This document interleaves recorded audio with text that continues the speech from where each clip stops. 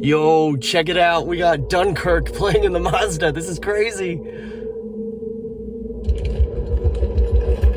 Hey, what's up guys? James here and welcome back to my channel. One of my favorite features of Teslas, like my Tesla Model 3, is the fact that you can watch Netflix or YouTube, but especially Netflix, on the screen. But today we're obviously not in my Tesla, we're actually in my Mazda CX-30, and we are going to talk about this. This little box is what will give this car some superpowers, namely the ability to stream Netflix, YouTube, whatever you want. When the opportunity came up to review this thing, I was actually really interested. I mean, I get emails all the time of people saying like, hey, like, can you review our products? We'll send you the product and you just make a video about it. And I'm a pretty busy guy. I have a day job. This is not actually my job. So I declined pretty much all of them. But this one really intrigued me. So I said yes. The package that this comes in is a really small and simple box. It's very unassuming. And inside you get this, which they call the Smart AI box. And you get this USB to USB-C cable. You just plug the USB cable into here, and then you plug this end into the USB port where you normally would plug in your phone for Apple CarPlay. Here's what happens when you plug it in for the first time. We're waiting for it to load up. There it is. We hit Always Enable, and let's see what happens. Boom, look at that. Smart AI box, power by Android. There we go. And we have our home screen. Now that step was super easy, super seamless, but there is a second step, which is that we need to give this thing a data connection. This particular box that they sent me does not have a SIM card slot, but some of them do. So if that's something that interests you, then you're gonna wanna find one on their website that actually has the SIM card slot so you have the direct data connection.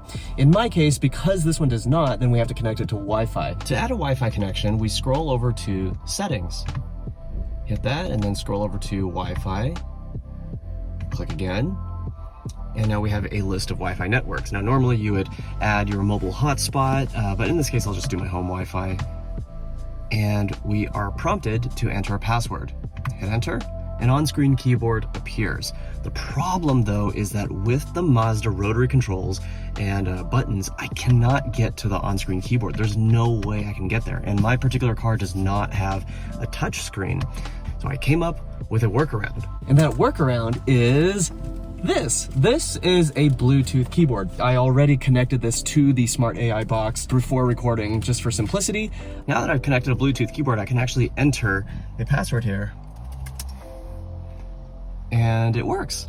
And since we connected a keyboard, well, we might as well do a mouse too, right? Because sometimes this interface can be awfully hard to navigate with the rotary control in the Mazdas. Now, the most interesting feature to me was definitely Netflix, so let's check that out first. Load it here. Oop, come on, focus. Okay, and we are in. Let's try this one. Come on, stop lagging on me. Click. There we go. Oh my gosh, it is actually working, and I'm gonna turn off that audio so that I don't get demonetized in any way. Dude, this is so cool. I actually have a whole movie playing. And of course we've got the Bose audio in this car, so it's real nice. Oh yeah. How nice. Okay, that's enough of that. Cool. So yeah, this is fantastic. It works so well in here. The other feature that I was really excited about is YouTube. So let's go into YouTube and check it out.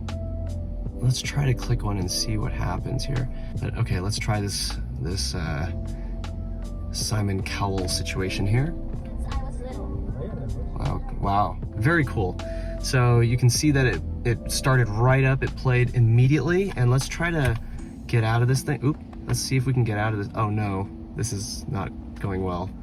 I'm hitting escape on the keyboard. How do we get out of this thing? This is actually really rough. I don't know what's going on. This is a very harrowing adventure to try to navigate out of this. Oh man, and the mouse, come on. I'm moving the mouse and nothing's, okay, it crashed. All right, we're back in business. We're back in here. And the other thing I wanted to show you guys is that this device can actually go into the Google Play Store and download other apps. That's really cool. It basically turns your car into an Android tablet. You could add, other media apps like Amazon Prime Video, etc. Now, one quirk of the Smart AI box is that because it connects to the car via the CarPlay connection, well, that means it keeps operating even while you're driving.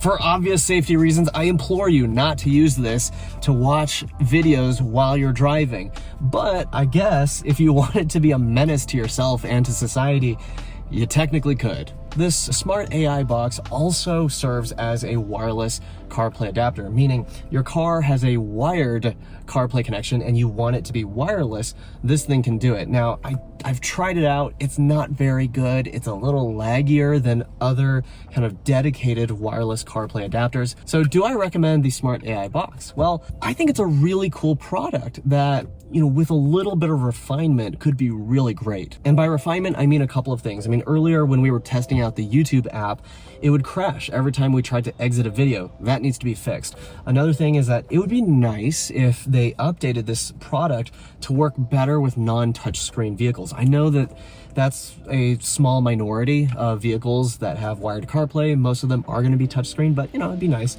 And then the third thing is that it would just be great if the box were if this thing were just a little bit more speedy overall. It's just a little too laggy to be a real seamless experience. And the interface, while it's not very pretty, I find it to be really clear and really, frankly, easy to navigate and to use. I think given the proliferation of non-Tesla EVs these days, I think this could work really well for folks who want to have that same kind of entertainment capability as Teslas during rest stops. But of course, you don't have to be an EV driver to take advantage of this. I mean, if you just have a driving pattern where you're often, waiting or chilling or resting in your car and you want some entertainment, this thing works well for you. So yeah, those are my thoughts on the Smart AI box. Thanks to OneCarStereo for sending it to me. But that's it for today, guys. I hope you found that interesting and kind of intriguing about what you could do with CarPlay connections.